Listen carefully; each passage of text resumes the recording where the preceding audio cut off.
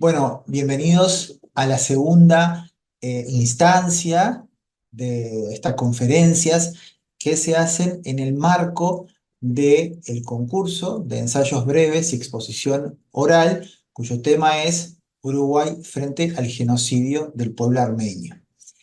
En esta segunda instancia vamos a hablar acerca de las técnicas de la escritura del ensayo y para eso vamos a contar con un especialista, con Gabriela Irureta, que ya la presentaremos en su debido tiempo, que nos va a estar realizando una exposición sobre ello.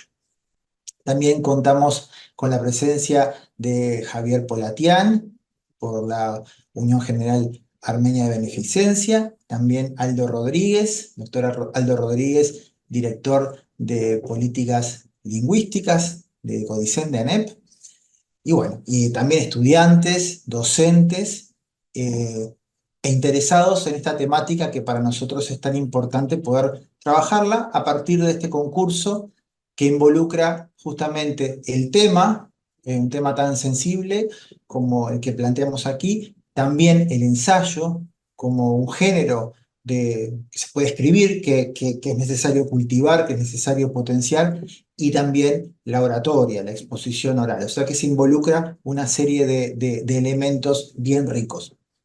Antes de- de comenzar con esta segunda instancia, decirles algunas cuestiones del concurso en sí mismo. Este concurso involucra dos partes o dos elementos, siempre teniendo como consigna principal, como consigna que guía todo el concurso, el tema que es el Uruguay frente al genocidio del pueblo armenio. Lo que se pide es que se realicen dos cosas. En primer lugar, un ensayo que debe tener como máximo 6 carillas y que es un ensayo que deberán realizar los estudiantes de educación media superior, tanto de educación secundaria como educación técnico-profesional, y este concurso está dirigido para centros educativos públicos. Eh, Les decía que este concurso tiene dos partes. Una primera etapa en la que es la escritura del ensayo, cuya tamaño es hasta 6 carillas. Naturalmente, todo el tema o todas las aristas que abarca este asunto, naturalmente en 6 carillas no se pueden tratar. Nosotros en las bases, que ahora las vamos a compartir en el chat, en las bases hay sugerencias temáticas para que puedan tomar uno o dos aspectos, digo uno o dos porque posiblemente no dé para profundizar mucho más, pero allí es la libertad. Son algunas sugerencias de algunos aspectos a abordar, sin perjuicio de que también pueda haber otros abordajes relacionados con el tema que también es posible. Por ejemplo, algunas de las cuestiones o puntos o focos de interés o de atención podrían ser los siguientes, y voy a enumerar los que están en las bases. Historia del genocidio contra el pueblo armenio, analizada desde Uruguay, es uno. Otro, significado del 24 de abril de 1915. Otro, emigración armenia en Uruguay. Otro punto u otro eje podría ser contexto histórico y político en el que el Parlamento de nuestro país aprobó la ley 13.326 del 22 de abril de 1965, o la importancia de la ley 13.326 en el contexto internacional, o las implicancias éticas y filosóficas del consenso nacional en torno al genocidio del pueblo armenio. ¿Tá? Estas son como algunas sugerencias temáticas de donde poner foco. Bien, estos ensayos, cuando se postulan los estudiantes, no se postulan solos, sino que se postulan con un docente tutor o un docente referente. O sea que la postulación es, por supuesto, el estudiante es el autor del ensayo, pero tiene que tener un docente referente que lo acompañe también en esa postulación. Cabe aclarar que los ensayos son individuales, no colectivos. Y van a ver también por el premio también que tiene que ser así también. Pero y aparte son muy breves también los ensayos. O sea que en este caso se trabaja de modo individual, por lo menos la postulación. Bien, entonces decimos, esta primera instancia los estudiantes junto con sus docentes, tienen hasta el 31 de agosto para postularse. Una vez que termina la postulación, se reciben todos los ensayos, un jurado integrado por especialistas tanto en la historia del genocidio del pueblo armenio, como en ensayo, en oratoria, en fin, evalúa esos trabajos desde el punto de vista de su estructura, de sus contenidos, y se eligen finalistas. Cuando se eligen esos trabajos finalistas, que serán 5, serán 7, serán 6, bueno, el número no está definido, va a depender de los trabajos y del jurado. Ya por el hecho de ser finalistas, esos trabajos van a ser publicados en una edición trilingüe que va a resultar en estos tres idiomas, ¿no? Español, inglés y armenio. O sea que ya en el hecho de los trabajos finalistas van a participar en esta publicación trilingüe. Ahora bien, estos trabajos finalistas pasan a una segunda parte, que es la exposición oral. Esta exposición oral que va a tener lugar el 1 de octubre de este año, naturalmente, que va a ser una instancia pública y en la que los estudiantes van a tener que exponer justamente oralmente el contenido del trabajo que presentaron como ensayo. Bien, ahí va a haber un jurado también que va a evaluar esa exposición oral, y el estudiante o la estudiante que resulte ganador de esa instancia, o que resulte, al entender del jurado, la mejor exposición, va a ganar como premio un viaje a Armenia junto con su docente tutor y además con un adulto de referencia del menor, o sea, que puede ser la mamá, el papá u otro adulto de referencia. Entonces viajan los tres a Armenia. ¿Y qué es lo que sucede? Van a tener un viaje de 10 días, por supuesto con distintos contenidos didácticos, educativos, y de conocimiento histórico y de lazos entre las dos naciones, pero además el estudiante o la estudiante va a exponer ese mismo trabajo en la Embajada Uruguaya en Armenia. Así que también tiene un contenido muy interesante de lazos entre las dos naciones, entre los dos países. Bien, decirles que este viaje, por supuesto, también va a ser durante el año 2024, también, en fecha a determinar. Bien, hasta aquí lo que yo quería comentarles. Les voy a poner en el chat las bases, por las dudas, para que tengan toda la información.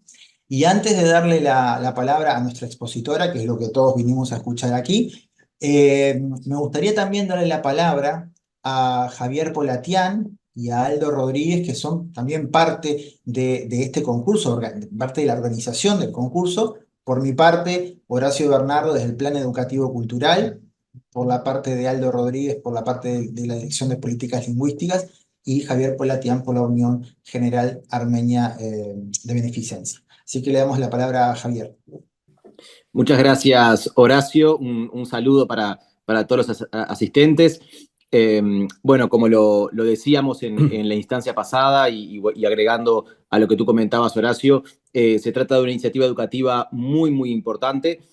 Para el UGAB es fundamental estar trabajando en estos ámbitos junto a la ANEP, en lo que tiene que ver con el tema específicamente del genocidio armenio, pero como tú bien decías, este concurso trasciende lo que es específicamente la esfera y ya abarca, bueno, competencias como en este caso el trabajar en la realización de ensayos, en la investigación, en la exposición oral, habilidades que son hoy fundamentales en todo lo que es el trabajo de la ANEP, que en este caso, en el tema del genocidio armenio, se genera un contexto muy importante porque se trata de un plan, bueno, de alcance nacional, donde se están estrechando vínculos entre ambos países, en donde justamente se permite a los estudiantes de bachillerato poder, bueno, investigar sobre el tema, realizar aportes creativos,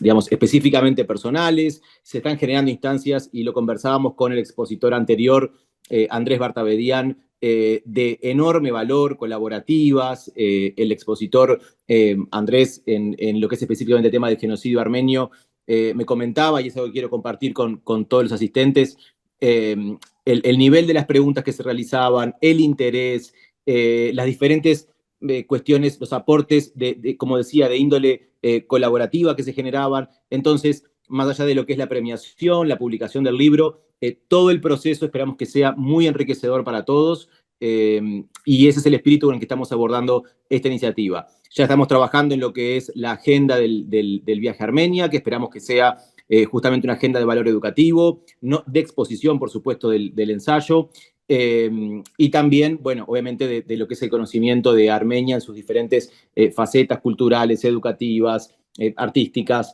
turísticas.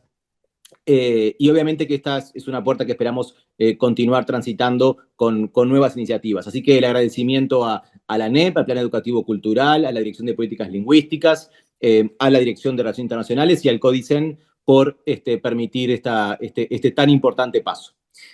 El agradecimiento, bueno, a Gabriela también por este aporte, este taller, y con esto le doy lugar ya a Aldo para que pueda dar sus palabras. Acá mis alumnas me dicen que hable poco, porque quieren escuchar a Gabriela. Así que están todas mis alumnas recostadas. Así que, bueno, nada, agradecerles a todos por la presencia hoy, agradecerles a Gabriela por la generosidad. Próximamente estaremos también trabajando con los lineamientos y las rúbricas para poder compartirlas con todos sobre la evaluación.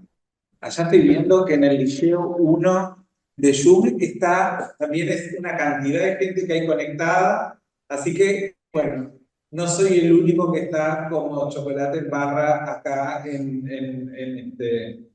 estoy en el IPA, pero allá en el Zoom también están. Así que gracias, Gabriela, y te dejamos para que vos puedas compartir lo que tenías para compartir hoy. Bien, vamos a decir simplemente presentar a Gabriela, que es asistente técnica, profesora y asistente técnica del programa de lectura de español. Así que vamos a darle la palabra a Gabriela para que pueda comenzar directamente a exponer su tema sobre las técnicas de escritura de ensayo. Bueno, muchas gracias. Buenas noches a todos, son todos muy bienvenidos. Quiero agradecer la presencia especialmente de la gente muy querida, de la gente de Jun, de los docentes y los estudiantes que acompañan y de algunas de las estudiantes del IFED de Paysandú y de algunas de las estudiantes del IFED de Trinidad que se hicieron presentes y nos están acompañando esta noche. Entonces va a ser un gusto.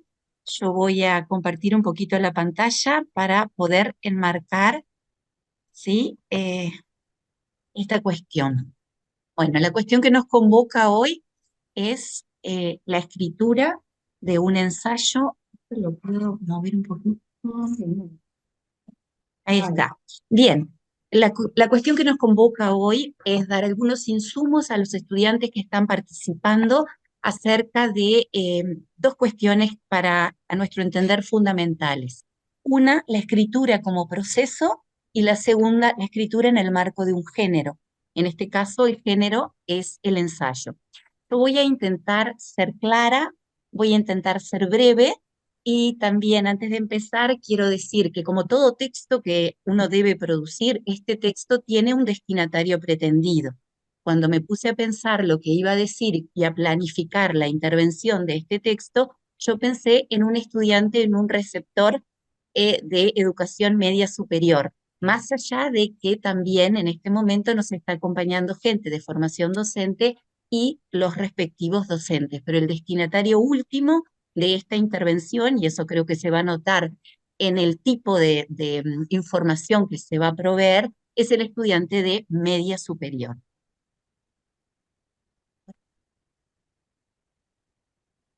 Bien, vamos a comenzar entonces pensando en los aspectos que orientan este trabajo, la charla que vamos a tener hoy.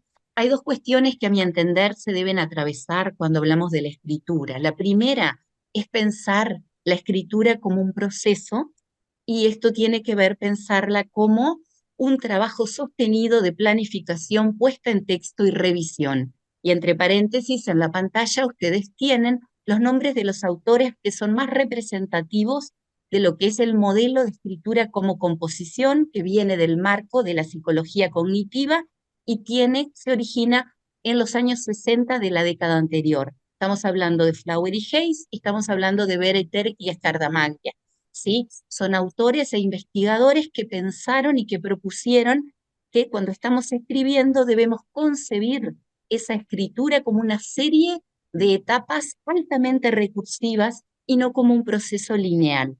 A eso nos lleva las dos imágenes que tenemos abajo. Ustedes ven sobre la imagen que está en lila lo que nosotros concebiríamos o estamos quizá más acostumbrados a ver, que son las denominadas fases del proceso de escritura. Una planificación, una textualización y una revisión que están concebidas como una etapa siguiendo la otra, como una etapa con una cierta linealidad. Y piensan a la escritura como un proceso, ¿sí? O una competencia que se va desarrollando y se van cerrando de alguna manera una etapa y se comienza o se abre otra. Sobre la derecha de la pantalla, la otra imagen que nosotros tenemos es bastante más representativa de esta imagen y de esta explicación a la que yo quiero hoy invitarlos y a la idea de pensar que la escritura, más allá de un modelo lineal de etapas, es un procedimiento o un proceso que apela al desarrollo de los procesos cognitivos, pero es altamente recursiva.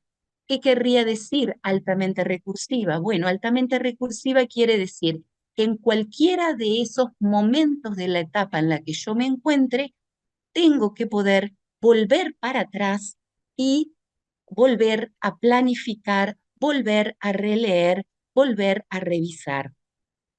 Concebida así, entonces la escritura no se desarrollaría por momentos que estarían cerrados, sino que sería un proceso altamente interactivo que demanda un lector que a lo largo de todo el proceso o el momento, el tiempo de trabajo que esta producción le lleve, tiene que estar preparado para interrumpir, ¿sí?, su tiempo de lectura o su tiempo de borrador o su tiempo de escritura a nivel de párrafos o su momento de revisión para volver para atrás en términos de releer lo ya hecho, evaluar lo ya hecho, volver a buscar nueva información en una fuente para agrandar una idea, para amplificarla, para buscarle un sustento teórico y volver a escribir a lo largo de todo el proceso de producción. Eso sería básicamente pensar que la escritura es concebida como un proceso complejo, ¿sí? Complejo, altamente complejo, que necesita una gran capacidad de control por parte del escritor, ¿sí? Y desafía sus procesos cognitivos y demanda altos niveles de metacognición y de control de lo escrito, de lo leído y de lo planificado, y que no está cerrado hasta que está cerrado, porque trabajar en el marco de la producción de un texto me va a demandar como escritor un largo momento de escritura, dedicarle mucho tiempo al texto que yo voy a escribir. Entonces, básicamente, sería una primera presentación de la escritura como proceso, y abajo ustedes ven la segunda nota, que es lo que va a guiar la exposición de momento, que es concebir el ensayo como un género. Acá tomando algunas palabras de Daniel Casani, que es un especialista en lectura y escritura, es un gran divulgador, trabaja en la didáctica de la escritura en la Universidad de Barcelona. Tomo la idea de Daniel Casani, quien nos explica que la lectura, dice Casani, leer es un verbo transitivo. Y yo acá me animo a abrir, ¿sí? Una similitud con lo que Casani dice y plantear la idea de que escribir también es un verbo transitivo. Las prácticas de lectura y escritura, ¿qué quiere decir que se puedan pensar como verbos transitivos? Que cuando yo leo y cuando yo escribo, leo o escribo un algo. Ese algo es el objeto directo del verbo leer o el objeto directo o complemento directo del verbo escribir. No podemos pensar que escribimos en el vacío o que escribimos textos en general, ¿sí? Así como no consignamos, escribe un texto, ya no más los profesores de español, los profesores de literatura, ya sea en español, en inglés, pienso en Aldo, o en otras lenguas, ya no decimos escribe un texto. No, porque escribir también es un verbo transitivo. Yo necesito consignar qué género es el que yo pretendo que mis estudiantes escriban, porque sabemos, y esto también tiene una base en la investigación, que casi todo lo que sucede en un texto se debe al género al que ese texto pertenece. ¿Sí? Sabemos que los textos circulan en el mundo social, circulan en el mundo académico, y los formatos son los formatos de los géneros que los hablantes y los lectores vamos aprendiendo a lo largo de la vida y por participación en escuchar géneros y en producir géneros. Entonces, determinar las características que el ensayo tiene como género, ¿sí?, de texto, dicen algunos autores, otros dicen género del discurso, es otra de las instancias que se vuelven bien importantes en el marco de este trabajo. Entonces, ¿cuál sería nuestra ruta? Nuestra ruta de trabajo en la noche de hoy sería un intento de vincular la lectura y la escritura entendida, más que nada la escritura entendida como un proceso altamente, un proceso complejo, cognitivo, altamente recursivo, que no me plantea momentos lineales o acabados. Y esto que estoy diciendo está probado por investigación, ¿sí? Porque tanto Flower y Haynes como Bereiter y Scardamaglia, que son la base teórica de todos los modelos que posteriormente se desarrollaron en la didáctica de la escritura, hacen una comparación entre cómo escriben los expertos y cómo escriben los novatos. Y podemos sacar de eso algunas conclusiones muy generales por las que voy a pasar muy rapidito. El escritor experto y el escritor novato son dos tipos de escritores muy diferentes. En general, el escritor novato tiende a reproducir el modelo que ellos llaman decir el conocimiento. Lee, hace una síntesis, toma nota, toma citas de lo leído y luego expone en el orden que le parece eso leído, pero no lo transforma. El escritor novato es un escritor que en general dedica poco tiempo a la planificación de su texto, que lo primero que hace es tomar el lápiz e intentar arrancar este proceso con el lápiz en la mano y escribiendo, que escribe por borbotones, ¿sí? Que también tiene muchas veces la idea inocente de que la escritura está muy atada a esa inspiración que puede llegar de un momento a otro y que hay que esperarla, mientras un escritor experto, y a esto lo detallan Bereter y Scardamaglia, lo que hace es pararse en lo que se llama el modelo de transformación de la escritura, ¿sí? Y en el modelo de transformación del conocimiento. Es un escritor que sí lee mucho, pero planifica y dedica mucho del tiempo de producción de su texto, del tiempo total de producción de su texto, a planificar mucho y a planificar en detalle, a darle muchas vueltas a su planificación, ya sea en un formato lluvia de ideas, en un formato mapa mental, en un formato esquema, pero dedica mucho tiempo a la planificación de su texto y también dedica mucho tiempo a la última etapa de su texto, que es lo que se llama la revisión del texto. Un escritor que es experto sabe que la mayor parte del tiempo entonces se va a jugar entre planificar el texto y revisar el texto y se dedica a eso. ¿Y qué quiere decir? Que transforma el conocimiento, que bueno, que finalizado el proceso de producción del texto, está parado en lo que se llama una dimensión epistémica de la escritura. ¿Por qué? Porque es tanto el tiempo dedicado, las lecturas dedicadas, los borradores hechos, los planificadores por los que se pasa, las diferentes entradas a su texto, leyéndolo en diferentes momentos, pensando cómo mejorarlo, que lo que se logra es un producto mucho más acabado, ¿sí? Mucho, y de otra calidad, que en general refleja mucho mejor lo que tuvo intención de decir, porque no siempre el texto que nosotros, escritores, pensamos estar produciendo es el texto que nuestros lectores nos devuelven. O sea, nuestro texto no siempre dice lo que nosotros queremos que nuestro texto diga. Entonces, fundamental en este modelo, pensar cómo un escritor experto dedicar alto porcentaje del tiempo de trabajo, tanto a planificar como a revisar las ideas, a intentar establecer nuevas conexiones entre las ideas y entre los textos fuente que yo estoy leyendo. Y ahí me remito a la charla de la semana anterior del profesor que habló con ustedes y les dio todo el fundamento histórico. Un escritor que transforma el conocimiento es un escritor que puede establecer nuevas relaciones entre todas esas fuentes que puso a su disposición, ¿sí? El docente que habló sobre la historia del genocidio armenio. ¿Cómo vamos hasta acá? Bien. Vamos a ver qué pasa entonces en el ensayo cuando hablamos del ensayo como género. Eh, Vamos a intentar de alguna forma, voy a mover esto, caracterizar el ensayo. Lo que ustedes tienen a la vista, ahí tiene dos pequeñas ilustraciones, son una balanza y tienen abajo un centauro. Esas dos ilustraciones remiten a dos formas de caracterizar el ensayo como género, ¿sí? Que nos van a ayudar a pensar en el título de esta plaquita que dice, el ensayo es un género híbrido, es una escritura en tensión. Bueno, una primera forma de caracterizar este género es remitirnos, vamos a empezar a remitirnos a la historia.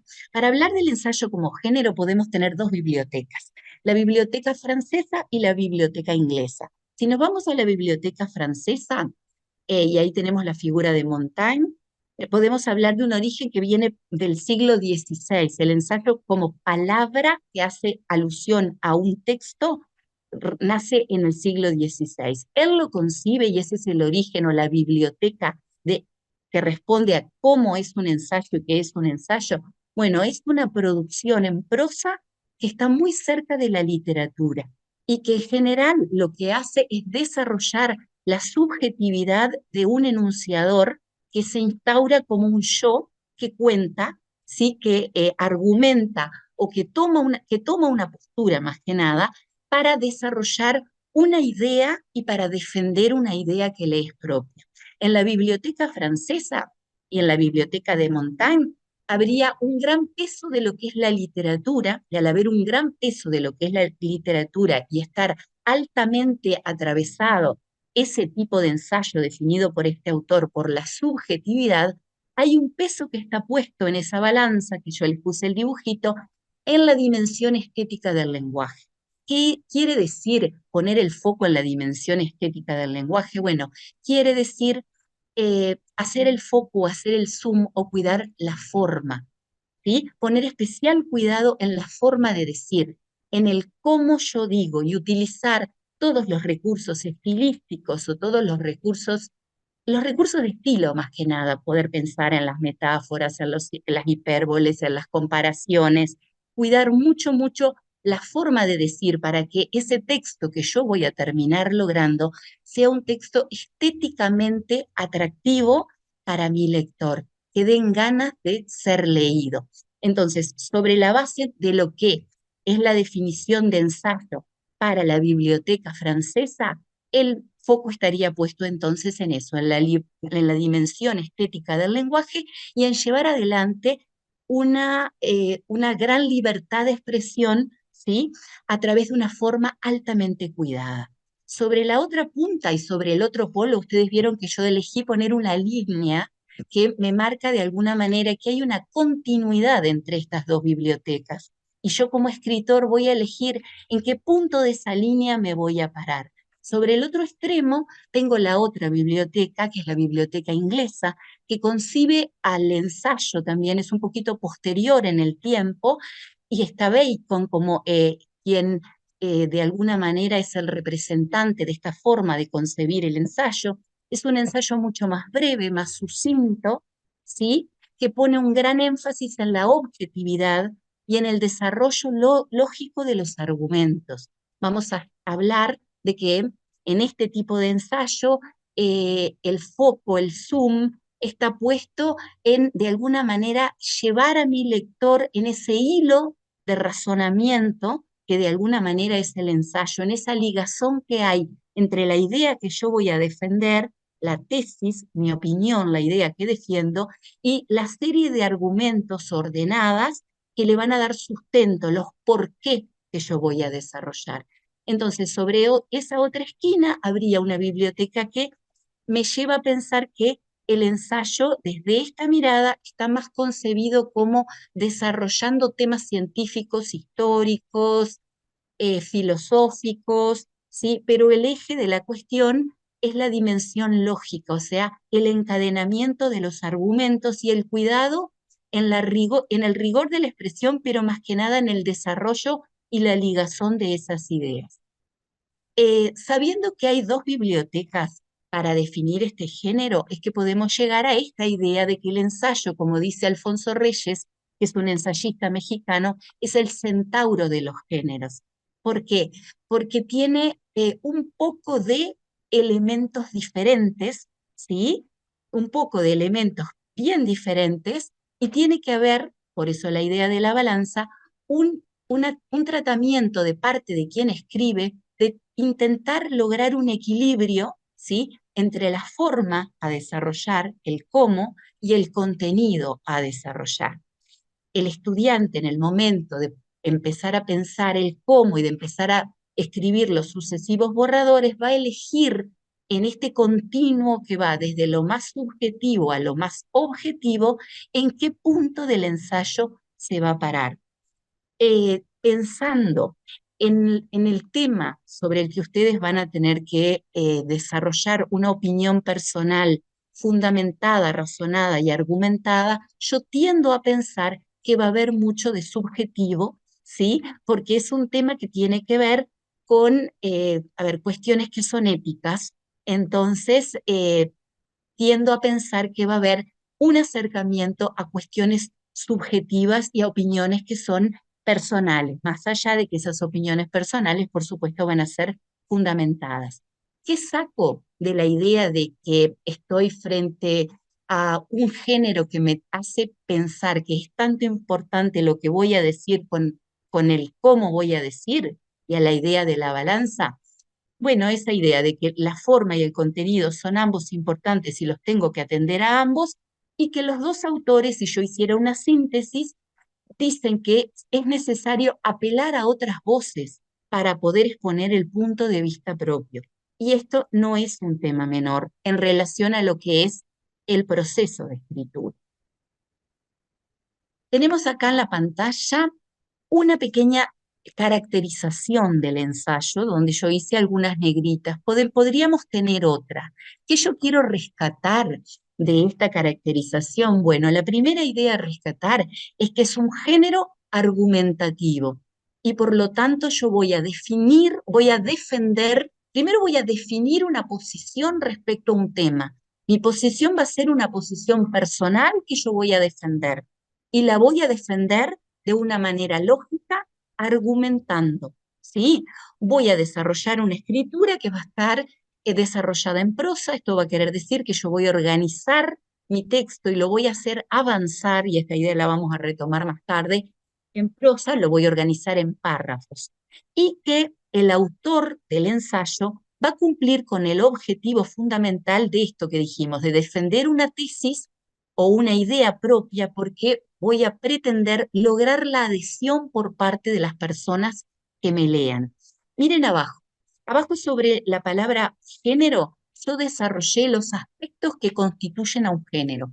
Así como dijimos hoy que nosotros no leemos y escribimos textos en el vacío, sino que escribimos y leemos en el marco de un género, y el género va a explicar casi todas las cuestiones que van a pasar en mi texto, tenemos que pensar, y acá me voy a parar en Bastiat, me voy a parar en Ducrot, que un género es el cruce de un tema, una estructura, un estilo y una función.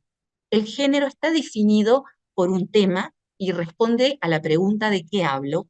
Una estructura, cómo se organiza ese texto que yo voy a desarrollar, qué, entre comillas, partes, y entre comillas la palabra partes, tiene, qué estilo va a desarrollar, y acá hay una cuestión que es personal y que tiene que ver con mi estilo de escritura, porque voy a poder elegir, seleccionar cuidadosamente recursos lingüísticos para poder eh, pensar en lo que pasa abajo, la función, en para qué yo estoy escribiendo, ¿sí? El objetivo de mi género y en el receptor de ese género. Tengo que tener claro entonces que también dentro del marco del género yo tengo que pensar en la función de este género a desarrollar, del texto que voy a crear, tiene que dar cuenta de este género que voy a desarrollar. ¿Para qué voy a hablar? Voy a hablar para persuadir, voy a hablar para lograr la adhesión, para que quien me lea pueda decir estoy en acuerdo o estoy en desacuerdo con esta idea que acá se está defendiendo. Y tengo que saber para quién hablo. En este caso sabemos que estamos escribiendo en el marco de un concurso y que nos va a leer un jurado que va a valorar todos los aspectos anteriores, pero de alguna forma, cuando yo estoy planificando de nuevo, entre comillas, el GPS de la escritura, tener en cuenta que me tengo que siempre tener en mente el tema, la estructura, el estilo y la función, porque esas van a ser los elementos que hacen al género que yo voy a desarrollar. Y dentro de esta cita de Zambrano, vuelvo a la idea de que este género especialmente trabaja, que es un género de la argumentación, como podría ser una crítica deportiva, una crítica artística, un debate, un editorial, un folleto publicitario. Todos esos géneros hacen a la argumentación, a la defensa de una postura desde diferentes lugares. Bueno, este género especialmente tiene esa cuestión fuertemente argumentativa, pero trabaja especialmente desde dos ángulos. Uno está inmerso en la opinión que yo voy a plantear y que voy a defender. Y en la otra cuestión, que no es menor y que hay que cuidar mucho, es la forma en que yo voy a organizar mi texto, el lenguaje que yo como escritor voy a elegir poner a funcionar para poder decir lo que yo quiero decir de la forma más convincente y de la forma estéticamente más atractiva posible. Porque esas son dos cuestiones, y volvemos a la idea de la balanza, que van a ser altamente valoradas. Yo tengo que desarrollar un contenido, pero cuidar estrictamente la forma, porque esas son las dos cuestiones imbricadas o características de este género en particular. Bien, pensando entonces ahora en la planificación. A ver, la escritura es como un proceso que no es lineal, que no tiene etapas, sino que es altamente recursivo, y en cualquier momento de este proceso yo tengo que poder ir para atrás, suspenderlo y volver a leer, volver a planificar, volver a revisar, o también pensar que yo puedo estar revisando todo el tiempo. Si yo me fuera a parar en el momento número 1, en la etapa de planificación, bien, acá vemos en la pantalla que dice abajo del punto 1, planificación, acceso al conocimiento, leer para escribir. Eh, Quiero invitarlos a moverse de esa idea inocente de que la inspiración me va a venir en algún momento cuando yo estoy frente a frente a la hoja en blanco o frente a la pantalla de mi computadora. Tenemos que movernos hacia una idea de la escritura más controlada, más planificada y más profesional. Para poder escribir, y por eso las prácticas de lectura y escritura, si bien no son lo mismo, se retroalimentan. Yo necesito leer y necesito leer mucho para poder escribir, sobre todo en un género como este, donde yo voy a tener que ir a leer las opiniones de otro, los datos que da otro, ¿sí? Para poder crearme mi opinión propia y defender mi opinión propia. Entonces, el primer punto sería cómo yo accedo al conocimiento. Y acá tengo que leer para escribir y tengo que leer como un escritor, con cabeza de escritor, pensando qué de lo que yo tengo para leer me va a servir a mí para escribir mi propio texto, ¿sí? Cuando hablábamos de géneros decíamos que uno de los aspectos a definir es el tema. Bueno, los ejes temáticos, como explicó Horacio hace unos minutos, ya están definidos, pero no son una lista cerrada de ninguna manera, no son taxativos, o sea que si yo en mi tiempo de lectura, en mi proceso largo, ¿sí? En mi proceso del que me tengo realmente que hacer cargo, porque voy a tener que leer bastante, voy a tener que tomar nota, voy a tener que ir a buscar las fuentes, y acá volvemos a lo que el profesor la semana pasada nos aconsejó. eh, yo tengo que trabajar en estos ejes temáticos, pero podrían ser otros. Esta no es una lista cerrada, pero sí tengo que tener en claro que para escribir un ensayo yo necesito leer y necesito leer mucho, porque no se escribe en el vacío, y menos un texto de este género, por las características que tiene. Bien, siguiendo con el proceso de planificación y de que necesito acceder al conocimiento y leer para escribir, si nosotros volvemos de alguna forma a la caracterización del ensayo como una reflexión que yo como escritor voy a hacer partiendo de la reflexión de otros que me antecedieron, yo voy a reflexionar a partir de la reflexión que otros hicieron, o que el ensayo también pensado como un ejercicio de la memoria y de la imaginación, y esto quiere decir, vuelvo a la historia, vuelvo para atrás, recupero lo hecho por otros, e incluso le voy a dar voz dentro de mi propio texto, ya vamos a hablar de la polifonía. Mi ejercicio va a ser un ejercicio de historia, de ir para atrás, de ver lo que me antecede, y una proyección hacia adelante, un ejercicio de imaginación, porque yo también voy a intentar, y acá hago un puente con lo que hablábamos al principio, encontrar relaciones nuevas o proponer una idea nueva o un enfoque o una mirada diferente entre algún material que yo ya leí y que estaba disperso y no se relacionaba o no se pensaba relacionado de esa manera. Entonces el ensayo va para atrás para poder de alguna manera ir para adelante. En este momento de la planificación, donde, como ven allá abajo, estamos leyendo como escritores y necesitamos leer como escritores, eh, es central que yo cuente como estudiante con una bibliografía que tiene que ser específica para la búsqueda de información. Tengo que dedicar mucho tiempo a buscar información y mis fuentes tienen que ser actualizadas y reconocidas, ¿sí? Porque yo voy a necesitar de alguna manera acceder a fuentes que sean validadas dentro del tema, válidas, fuentes de peso dentro del tema, autores de peso reconocidos, no autores menores, sino las voces del consenso dentro del tema, y que sean, por supuesto, que tengan datos actuales. Entonces voy a buscar dentro de esas fuentes documentales, porque voy a ir a salir ahí a buscar los argumentos para poder defender la idea que yo quiero proponer o la idea que yo quiero defender. Entonces, acá es bien importante entrar en un proceso de búsqueda de material, depuración del material, descarte de material, y tienen abajo una listita que la saqué de PISA en el aula que habla de cómo se trabajan las búsquedas de información. Yo recupero, interpreto, reflexiono y evalúo, y tengo que dar un gran espacio a este proceso de búsqueda de material y de clasificación de la información. La información va a ser clasificada a partir de la pertinencia, de los puntos de contacto que tenga con la idea que yo quiero defender. ¿Sí? Voy a buscar bastante información, en general voy a intentar hacerme de un banco nutrido, numerosas citas, ¿sí? Para poder tomar la palabra de otro, pero el criterio aquí va a ser el criterio de pertinencia, y tengo que poder jerarquizar lo importante, lo más o lo menos conectado con la idea que yo voy a defender. Y bueno, y puse acá una lamparita que remite a esa idea de que no tenemos que ser inocentes y pensar que en algún momento nos va a venir la inspiración. No hay inspiración posible si no hay lectura, lectura seria, sostenida, lectura que jerarquice, búsqueda, toma de apuntes. De ahí sale mi inspiración, sobre todo para este género, un género de estas características.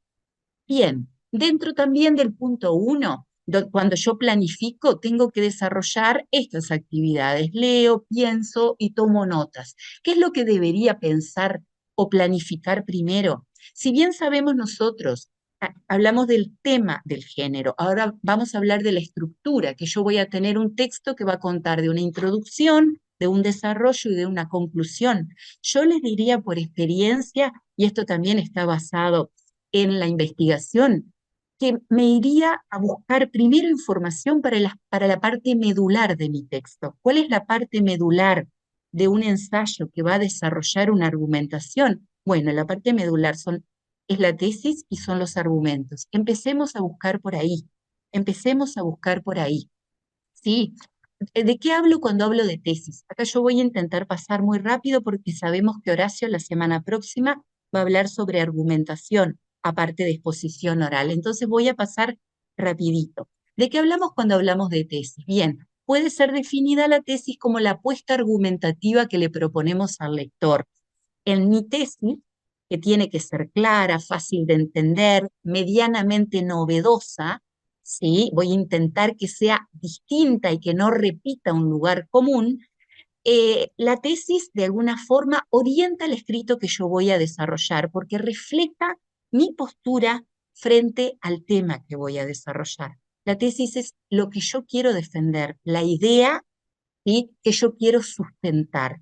Entonces, dentro de este proceso de búsqueda de información, es central, primero, intentar buscar información para la tesis y para información que esté alineada con la defensa de esa tesis y que me permita a mí desarrollar los argumentos. Cuando yo tenga esto, que de alguna forma son las dos categorías de la superestructura argumentativa centrales en un ensayo, me podré poner en otro momento, ya en el momento de la escritura, a pensar en la introducción y a pensar en la conclusión, ¿sí? Pero me parece que lo que alinea y hace a los aspectos centrales del ensayo es la búsqueda de los elementos que necesito para defender mi tesis.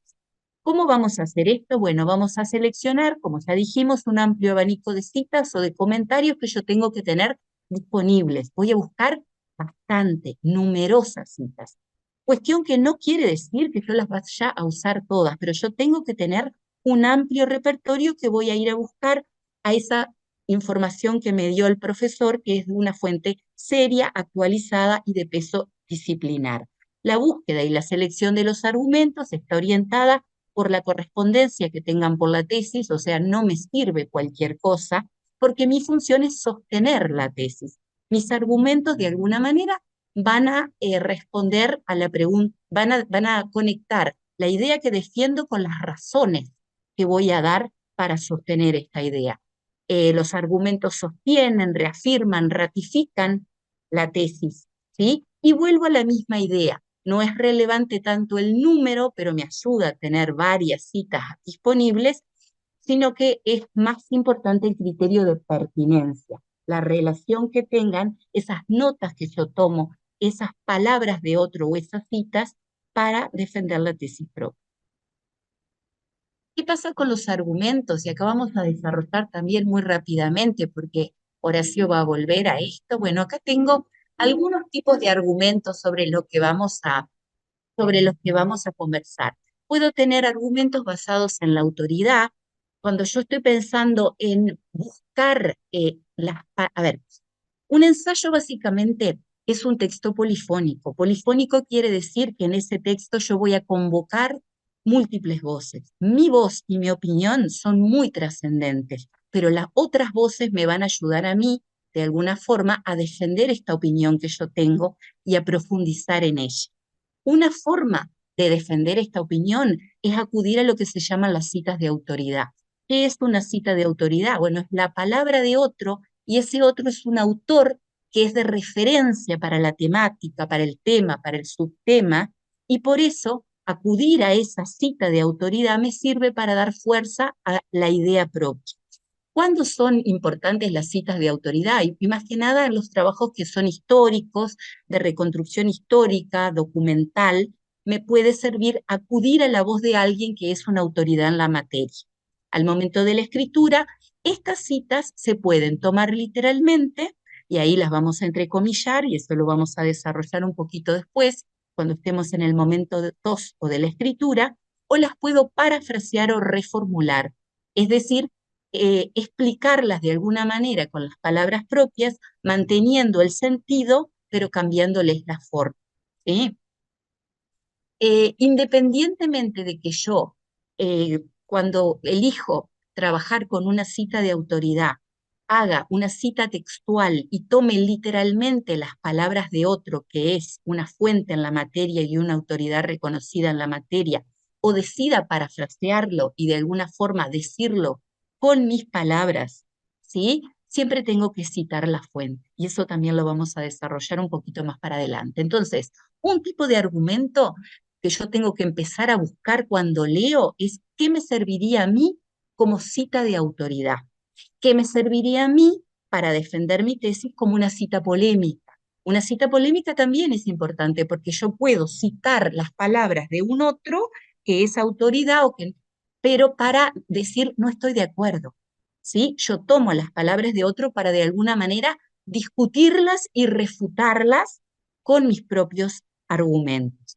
Puedo desarrollar argumentos basados en la analogía. La analogía es un procedimiento cognitivo y también es un proceso del discurso que lo que hace es asimilar dos realidades muy diferentes para poder explicar una en función de la similitud que tiene con otra. Por ejemplo, yo como profesora de lengua, cuando trabajo en formación docente y hablo de los niveles de estructuración de la lengua y digo el texto, el párrafo, el enunciado, el sintagma, la palabra, el morfema, el fonema, y voy en las unidades de la mayor a la menor, yo acudo a una analogía de la biología para que mis estudiantes se enteren. Y voy a hablar de aparato, sistema, tejido, célula, ¿sí? Y explico una realidad desconocida a partir de otra que mi lector o la persona que me está escuchando ya puede conocer y le va a servir esa analogía, ¿sí? Para entender un concepto a partir desconocido a partir de otro ya conocido. Otro tipo de argumento que yo puedo buscar es el argumento del ejemplo.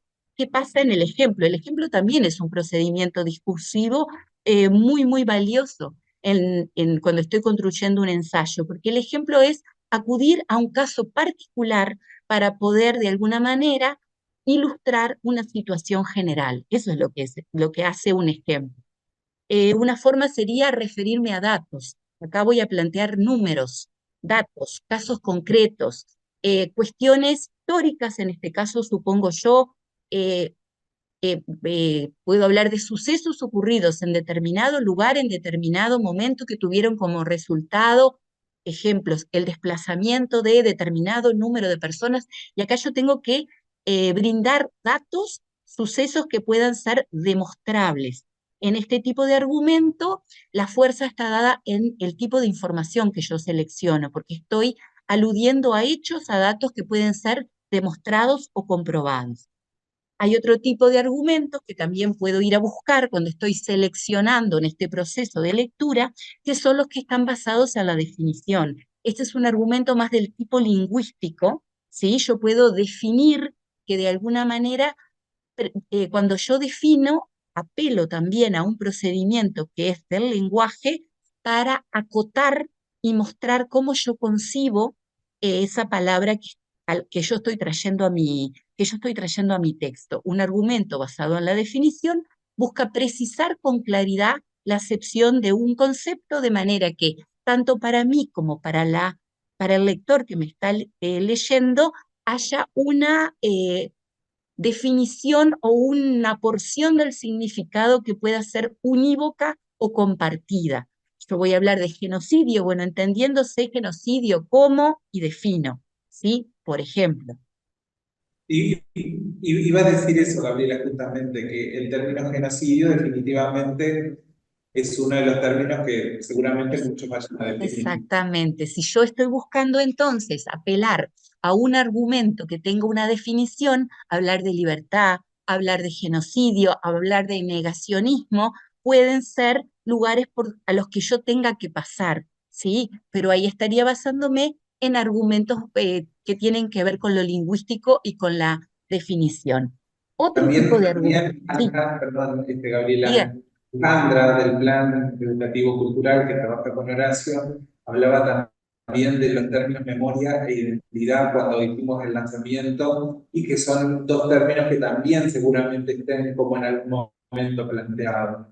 Perfecto, y que pueden ser convocados a mi texto, ¿sí? Que pueden ser, y ahí mis fuentes de información van a ser el diccionario de la lengua española, ¿por qué no? O cómo define algún autor que estudia el fenómeno, pensando genocidio para fulano, ¿sí? Pero puedo también traer a mi texto las definiciones del diccionario, ¿verdad? Bueno, otra forma de organizar mi texto que tiene que ver también con cómo lo planifico es pensar en la elaboración o la búsqueda de información en términos de contrastes y de comparaciones, ¿sí? De contrastes y de comparaciones para pesar o para hacer un espejo entre lo que un autor dice y lo que otro plantea. Puedo pensar en cómo ordeno mi texto, si voy a ir de lo general a lo particular y le voy a dar un ordenamiento deductivo. Puedo pensar en buscar datos que me permitan ordenar mi texto en antecedentes y consecuentes y de alguna manera pensar en causas y consecuencias o en una cronología histórica, pero conocer el tipo de argumento que yo puedo desarrollar, en este momento yo los estoy invitando a pensar cómo busco, ¿sí? ¿Cómo busco? Y desarrollar cuando me ponga a tomar notas o a escribir, tomando también algunas estrategias discursivas que son propias de la retórica, apelar, como dijimos, a la definición, apelar a la pregunta retórica, esa pregunta que yo no la estoy haciendo para que nadie me la responda, sino que estoy intentando atrapar a quien me está leyendo, captar su atención y hacer que ese lector en su cabeza intente dar una respuesta a esa pregunta. ¿Sí? Examinar términos contradictorios, usar la etimología también, ¿por qué no? Son todas formas o lugares a donde yo puedo pensar en ir a buscar información cuando estoy pensando en el proceso de definir mi tesis y buscar argumentos para mi tesis. Esto es un proceso largo, es un proceso complejo, de mucha búsqueda que va a insumir tiempo y va a insumir numerosas lecturas, ¿sí? Ahora sabemos por el modelo de novatos y de expertos y por el modelo del proceso de lectura que cuanto más tiempo yo dedique a mi planificación, a mi toma de nota, a depurar las citas o las notas que voy tomando, a ver qué sí me sirve y qué voy descartando, yo estoy invirtiendo en la calidad del producto final. Bien, ¿cómo avanzamos? Mi segundo momento sería la puesta en texto o la escritura. Tengo que escribir un borrador y tengo que trabajar en el borrador. Los invito a mirar las imágenes debajo. Yo pasaría de tener un planificador que podría ser este o podría ser otro, a intentar desarrollar ya mi texto en prosa organizado en párrafos. ¿Cuáles son las nociones centrales en este momento del proceso de escritura? Bueno, yo acá elegí pasar por la idea de párrafo, unidad temática y oración temática. Y apelé a una definición de la argentina Marta Marín cuando habla de la escritura académica. Solemos pensar, o nuestros estudiantes a veces suelen pensar que un texto se divide en párrafos. Marta Marín pelea de alguna forma con esta idea de que el texto no se divide en párrafos, sino que un texto se construye cuando yo estoy escribiendo en párrafos. ¿Qué quiere decir que mi texto se construye en párrafos? Un párrafo es una unidad semántica, o sea, de significado, que en general va a desarrollar un aspecto del tema, y es una unidad gráfica, que yo como lector la puedo percibir por el punto y aparte, a veces por la sangría, ¿sí? Pero desde el punto de vista del acto de escribir, los párrafos son concebidos, según Marta Marín, como esas articulaciones o enlaces que hacen avanzar al tema. Yo cuando escribo construyo mi texto en párrafos porque voy haciendo la progresión temática a nivel del párrafo. En general, es bien importante tener clara la idea de que mi párrafo debería poder tener una idea central, medular, claramente definida, ¿sí? Y es tan unidad semántica un párrafo o de organización y desarrollo de una idea central que un párrafo podría hasta ser titulado, ¿sí? Esto lo trabajamos en formación docente. Cuando yo escribo buenos párrafos, puedo hasta ponerles un subtítulo porque me queda bien claro el aspecto del tema que yo estoy desarrollando en este párrafo. Esa idea medular, y esto también es una recomendación de Marta Marín en cómo escribir buenos párrafos, es fácilmente reconocible si yo la ubico al principio del párrafo. En realidad yo puedo elegir dónde. Yo puedo hacer una introducción en mi párrafo, desarrollar la idea medular y puedo hacer un cierre en mi propio párrafo. Pero cuando soy un escritor que todavía está en proceso de formación, quizás sea una buena idea que esa idea medular yo la ponga al principio de mi párrafo y la redacte, y esto es importante, en un enunciado central. Y acá esto también lo estuvimos hablando hoy cuando hablábamos de nuestro proceso de escritura, que Aldo también lo trabaja en inglés. A ver, eh, desarrollar un párrafo supone que mi párrafo no debe tener o sea, debe estar organizado a su vez como unidad que, que desarrolla un aspecto del tema, debe estar desarrollado en enunciados. Yo no puedo tener párrafos de 7, 8 líneas, ¿sí? Si yo estoy escribiendo y mi párrafo tiene 7 u 8 líneas, quien me está leyendo va a necesitar releerme muchas veces porque es probable que yo no haya hecho los puntos necesarios para decirle a mi lector, hasta acá llegó mi idea. Cuando yo decido poner un punto para terminar un enunciado más o menos complejo adentro de un párrafo, yo le estoy mandando a mi lector la idea de que yo, escritor, creo que ahí termina una idea, ¿sí? Entonces, bien importante al momento de escribir eh, intentar escribir párrafo a párrafo, hacerme cargo de un párrafo por vez, tratar de desarrollar un argumento en un párrafo, poner la idea central, lo que se llama, asegurarme que mi párrafo tenga unidad temática, que realmente se haga cargo de un aspecto del tema, que puede ser un buen argumento, y que tenga una oración temática. Esta idea de oración es cuestionable porque es gramatical. Debería llamarse enunciado temático. Esa idea que yo voy a desarrollar como central en el párrafo es una buena idea que está al principio del párrafo, de manera que en los enunciados que siguen dentro del mismo párrafo yo pueda glosarla, abrirla, comentarla, ¿sí? Para que mi párrafo sea lo suficientemente claro para mi lector. ¿Qué tengo que cuidar? Que todo lo que yo escriba en el párrafo tiene que estar fuertemente vinculado, que mis ideas no sean tan extensas o confusas con tantas oraciones subordinadas que mi lector tenga que volver a releerme y pierde el hilo de la lectura. Un texto claramente construido en párrafos ayuda a la comprensión del lector. Y bueno, y la idea de empezar escribiendo un argumento o dos argumentos por párrafo, ¿verdad? Perdón, un argumento, un párrafo o dos párrafos, ¿sí? Pero no más de eso. Y ocuparme de que quede bien la escritura a ese nivel, al nivel más local, diríamos. Y a medida que yo voy cerrando los argumentos, voy cerrando los párrafos, trabajando a nivel lingüístico en cada uno de los párrafos, viendo que mi enunciado sea claro, viendo cómo organizo la información adentro del párrafo, dónde pongo los puntos, cómo conecto las ideas. Esa sería una de las cuestiones centrales a tener en cuenta cuando estoy poniendo en texto o escribiendo. Otra de las cuestiones centrales que yo los invito a pensar es lo que se llama la estructura, ¿sí? Luego de que yo escribí mis párrafos o estoy trabajando a nivel de párrafos, yo también tengo que tener en mente, como decíamos hoy, un género es un tema, es una función, o sea, es un objetivo, es un lector que yo tengo en mente, también es una estructura y es un estilo. Bueno, en lo que ustedes están viendo acá hay una combinación de estructura con estilo. ¿Qué quiere decir estructura? La estructura vendría a ser, de alguna forma, la superestructura del ensayo, las, y entre comillas de vuelta, partes en que mi ensayo se organiza.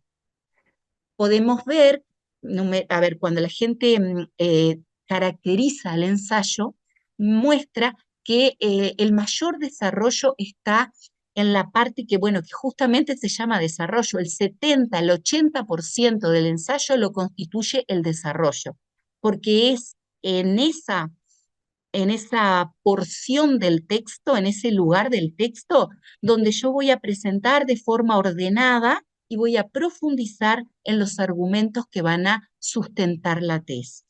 ¿Qué va a pasar antes de mi desarrollo? Perdón, aparte de ese desarrollo, el 70 al 80% de mi escritura va a ser el desarrollo. En ese desarrollo yo puedo utilizar a la vez lo que tienen sobre la derecha, donde dice narración, explicación y descripción, que es la idea de secuencia de Adam. Yo puedo ahí en mis argumentos narrar, puedo contar algo. Y ahí puedo irme a un, como dijimos hoy, en un argumento que trabaje un ejemplo. Puedo irme a un caso concreto. Y ahí estoy desarrollando una secuencia narrativa. Estoy contando hechos que sucedieron en un lugar y en un momento y que pueden funcionar como un argumento. Puedo desarrollar también una explicación. Cuando yo recurro a la etimología o recurro a una definición de una palabra, como dijimos hoy, ¿qué quiere decir genocidio? ¿Qué quiere decir memoria? ¿Qué quiere decir libertad? ¿Qué quiere decir negacionismo? Yo voy a estar desarrollando una secuencia de explicación porque la definición de alguna manera es la explicación y responde a qué quiere decir esta palabra o este término. O puedo también desarrollar una secuencia de descripción, responder a la pregunta ¿cómo es algo? Entonces, dentro de mis argumentos y en la parte que corresponde al desarrollo, que es la más extensa de mi trabajo, yo voy a profundizar en esos argumentos que van a estar organizados en párrafos y ahí mismo voy a poder narrar, explicar, describir todo lo que a mí me sirva para que esos argumentos realmente de forma lógica, ordenada, secuenciada, den buen sustento a mi tesis. Si me voy para la categoría primera, estoy hablando de la superestructura, de la estructura o las partes que ese trabajo tiene, sería la introducción. ¿Qué voy a hacer en la introducción? Y los invito a escribir la introducción y la conclusión luego de haber escrito el desarrollo y luego de tener clara la tesis. ¿Sí? Es lo último. Yo no agarro el lápiz y empiezo a escribir por la introducción. Yo puedo anotar ideas para la introducción, pero los invito a atender lo medular de este género. ¿Qué voy a hacer en la introducción? Presentar y contextualizar el tema. Yo tengo que abrir el tema, presentarlo, que mi lector tiene que poder ser puesto en tema, ¿sí? Y voy a plantear la tesis, sí, en esa introducción. Voy a plantear de manera clara, concisa, esa idea que yo quiero defender acerca del tema, mi postura sobre el tema. Y la última, de alguna manera, la conclusión va a ser el cierre de mi texto, que también va a tener de alguna forma una extensión parecida a la de la introducción. ¿Cómo voy a cerrar mi tesis? Y bueno, en general, voy a cerrar mi tesis, voy a cerrar, perdón, mi ensayo retomando. Tengo que volver de alguna manera a esa tesis inicial, a esa idea que yo quiero defender. Puedo volver no repitiéndola textualmente, sino que los invito a que la reformulen o que la parafraseen, que la digan con otras palabras, ¿sí? Que mantengan el mismo significado, variándole la forma lingüística que tengan y que puedan de alguna manera ver si se les ocurre dejar algún planteo abierto, que sea como un nuevo enganche para que ese lector quede pensando, ¿sí?, en la idea que yo estoy proponiendo. Esto sería a nivel de la superestructura. Si ustedes miran la derecha de la pantalla, ven que sobre una llave bien grande dice argumentación. ¿Por qué? Porque mi texto entero, mi ensayo entero va a ser una gran argumentación, va a ser un trabajo de defensa de una tesis mediante argumentos. Pero adentro de esa argumentación, específicamente en el desarrollo, yo puedo narrar, explicar, describir. Esto vendría a ser la estructura. Ahora en rojo, lo que yo hice fue intentar de alguna manera ponerles alguna idea de lo que es el estilo. El estilo del escritor tiene que ver con las opciones a nivel de lenguaje que ese escritor realiza. Por ejemplo, una idea es esto y no es de ninguna manera una cuestión taxativa. Mi primer párrafo es bien importante, así como el último, porque tengo que lograr que mi lector se sostenga a lo largo de mi trabajo. Para que yo logre que el lector se sostenga y se interese a lo largo de mi trabajo, una buena idea es abrirlo con alguna frase contundente o con alguna pregunta retórica. Esas preguntas que no están destinadas a ser respondidas explícitamente, pero que ponen a mi lector en situación de pensamiento, ¿sí? En situación de reflexión. Entonces yo llevo conmigo a ese lector haciéndole una o una serie de preguntas que lo van a traer conmigo en mi hilo de pensamiento. Eso a nivel de estilo es el uso de un recurso de estilo que tiene un buen enganche de parte con el lector. ¿Qué pasa en mi desarrollo? Bueno, en mi desarrollo, otra cuestión de estilo a atender es tener mucho cuidado en la relación lógica entre las ideas que yo voy a desarrollar. Para poder tener mucho cuidado en la relación lógica entre los argumentos, decidir cómo los voy a ordenar, si voy a ordenar los argumentos que a mi entender son más potentes o más fuertes al inicio, y voy a poner otros que quizá no sean tan potentes o no son son más particulares y pongo primero los generales, voy a tener que poder de alguna manera utilizar esas bisagras del texto que son los conectores discursivos.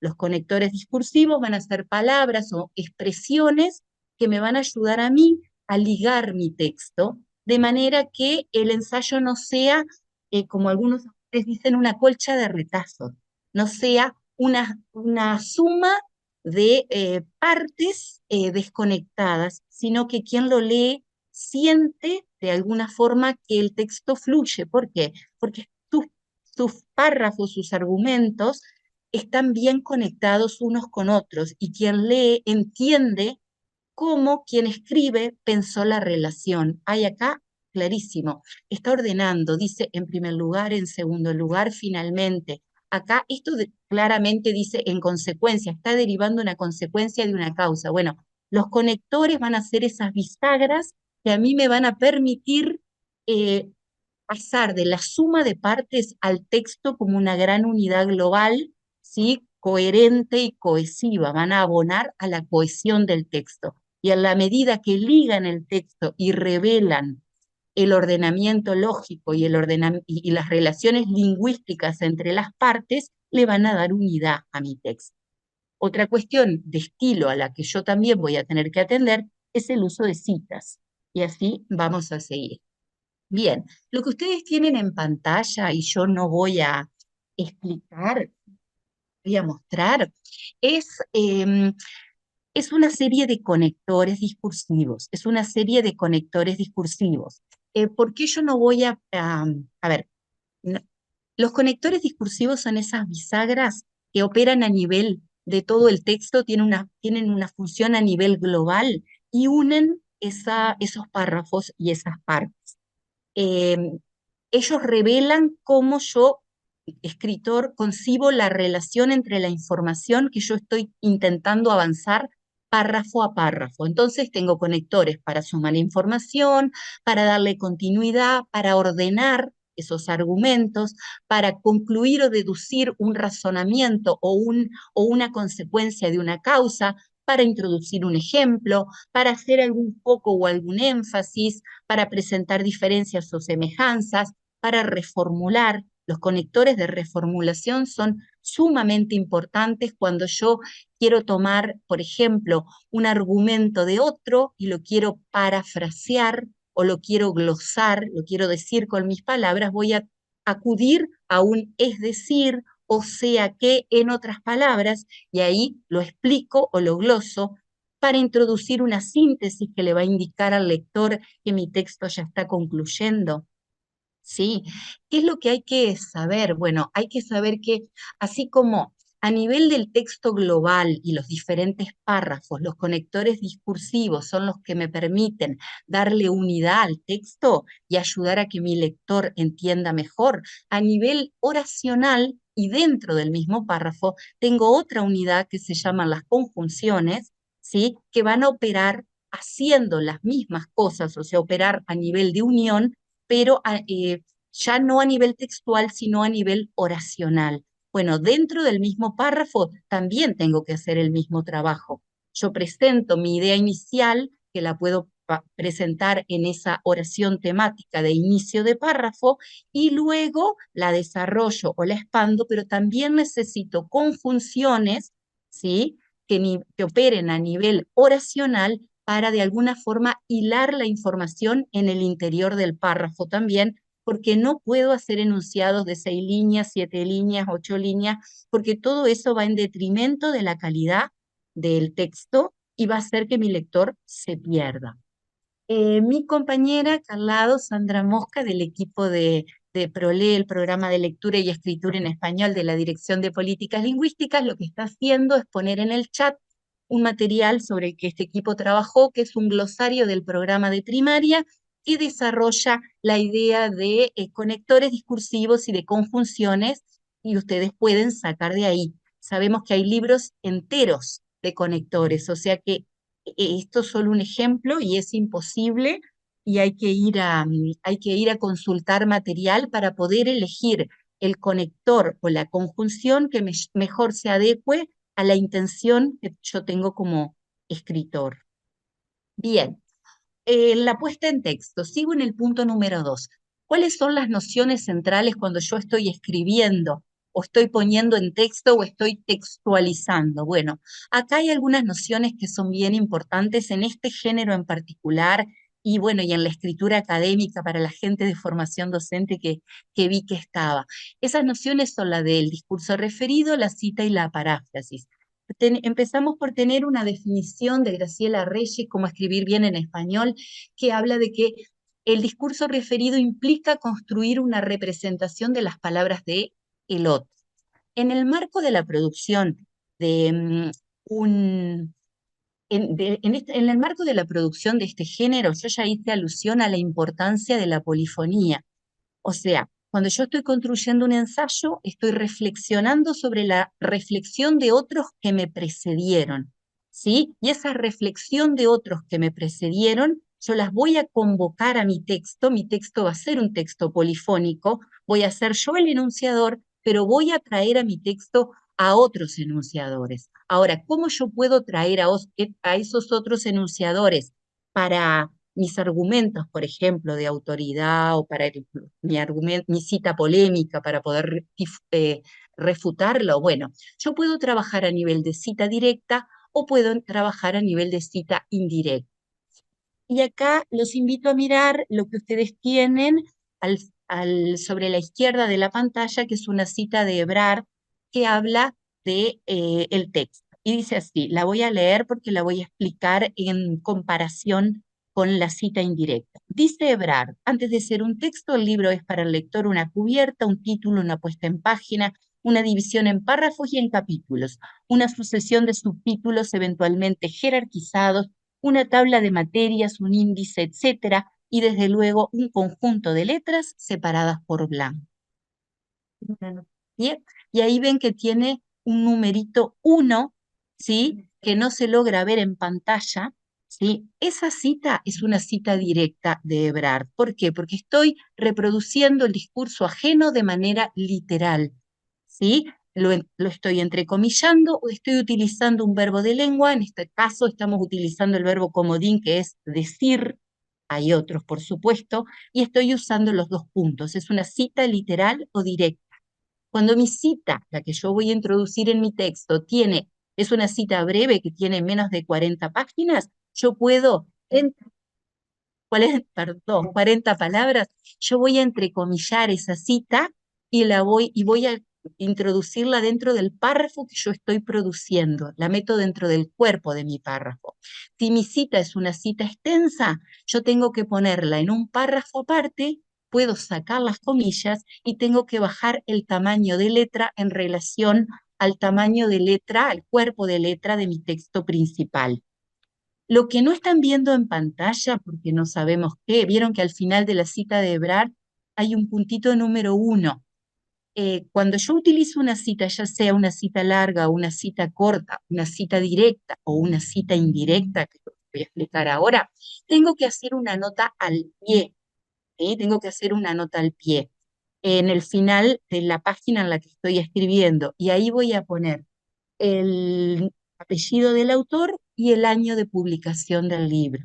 Esa nota al pie tiene que contener esa información. ¿Por qué una nota al pie? Porque, bueno, esto no es un trabajo académico donde yo necesite más cantidad de datos en el cuerpo de mi texto, porque cuando leo el ensayo, la lectura tiene que fluir, yo no la puedo interrumpir con un fárrago de datos que hacen que el autor, que el lector se desentienda de lo que viene leyendo y tenga que leer esas referencias que yo decidí incluir dentro de mi texto, que necesito incluir dentro de mi texto. Entonces resuelvo con una nota al pie, ¿verdad? Usando un superíndice y una nota al pie. Hasta aquí estamos hablando de la cita indirecta, cuando yo tomo textualmente las palabras de otro. Pero hay otra forma, que es la cita indirecta, que es hasta cercana a la paráfrasis. Nosotros venimos hablando de que en un ensayo es bien importante la balanza, el equilibrio, el cuidado de la forma, de lo estético, de lo subjetivo, de la forma de decir. Tiene que resultar un texto agradable y atrapante para el lector, y a la vez el contenido tiene que estar bien organizado, no tener baches de información, no tener reiteraciones, tiene que haber un orden lógico en la información. Es importante la forma y el contenido. Bueno, cuando entonces yo voy a estar utilizando la palabra de otro, yo puedo hacerlo también bajo la forma de cita indirecta. ¿Qué hago cuando hago una cita indirecta? Voy a reproducir el contenido de ese otro, de ese, por ejemplo, de una autoridad en la materia o de alguien de quien yo crea importante para avalar mi tesis, de ese otro, esa otra voz, pero voy a tomarle solo la forma, ¿sí? Eh, a ver, yo voy a crearle una forma diferente intentando mantener el contenido, perdón, no fui clara. Voy a reproducir el contenido, pero no voy a reproducir la forma. Por lo tanto, yo no voy a necesitar entrecomillar, porque lo que voy a tomar no es textual, pero sí voy a tener que reconocer la autoría de esa fuente, porque si yo no digo a quién pertenece esta idea, yo estoy cometiendo un plagio. ¿Sí? Porque me estoy apropiando de algo que no es mío. Yo tengo que dar cuenta, ¿sí? De quién lo dijo y cuándo lo dijo. Y también lo voy a hacer con una nota al pie. ¿Qué hacemos con la cita indirecta? Bueno, también usamos un verbo de lengua que algunos de los autores llaman verbo de cita, y podemos usar la conjunción que, y de alguna manera redacto una oración subordinada. Los invito a mirar enfrente a la cita directa de Ebrard lo que yo le puse enfrente. Eh, de un lado de la pantalla tengo mi cita directa entrecomillada y del otro lado tengo una cita indirecta. Ebrard afirma que para el lector el libro es una cubierta, un título, ¿sí? Y ahí estoy citando de manera indirecta la idea de Ebrard, pero no sus palabras de manera textual. Ahora, esa cita puede tener mayor o menor cercanía con la fuente citada. En el ejemplo que yo redacté para ustedes abajo, yo pongo mayor lejanía con la fuente citada. Vamos a leerlo. Ebrard afirma que, de nuevo, mi verbo de cita, mi conjunción para el lector, en una primera instancia, el libro es un conjunto de paratextos. Esa fue mi forma, la forma de una profesora de lengua, de parafrasear a Ebrard. ¿Por qué? Porque yo sé que en el hiperónimo paratexto entra cubierta, título, puesta en página, párrafos, capítulos. Entonces, tengo una cita indirecta parafraseada, o sea, dicha con mis palabras, bastante más alejada, ¿sí?, de las palabras textuales de Ebrard.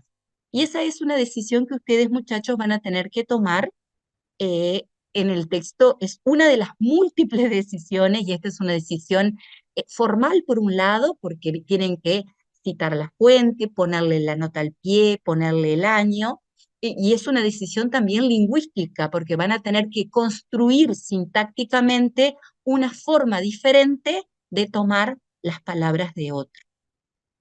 Lo resolvemos también con la nota al pie en la cita.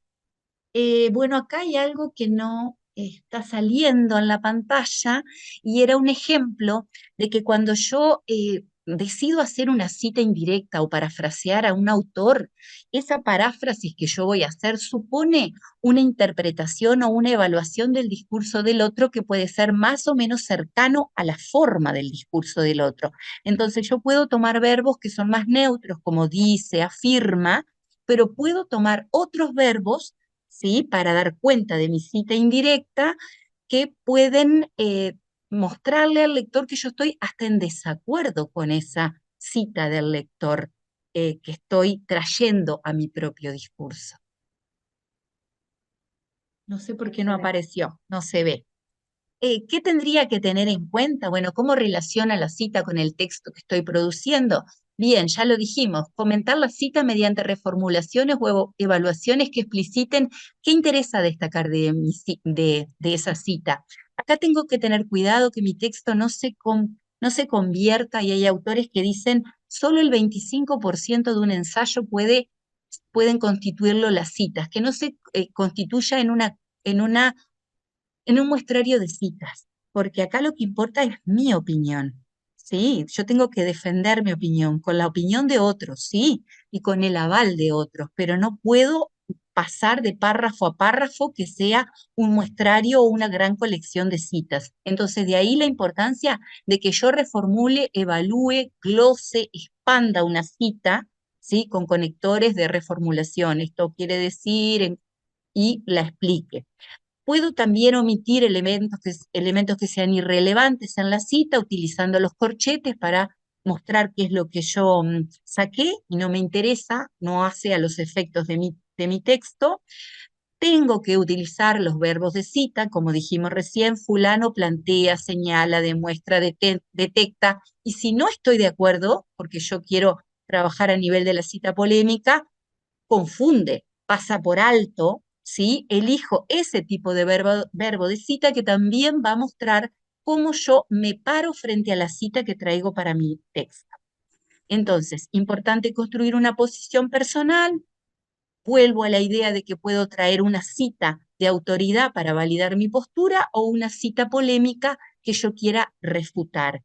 Y acá la idea que está tomada de las normas APA 7, de la importancia de no sobrecitar, ¿sí? Que no se convierta en eso que dijimos recién, una colcha de retazos de cita, y que si yo no necesito, si yo quiero volver a hacer alusión a un texto ya citado, vuelvo a hacer alusión, no necesito ponerle notas al pie todas las veces porque estoy en el mismo párrafo, por ejemplo, refiriéndome a lo dicho por el mismo autor, ¿verdad?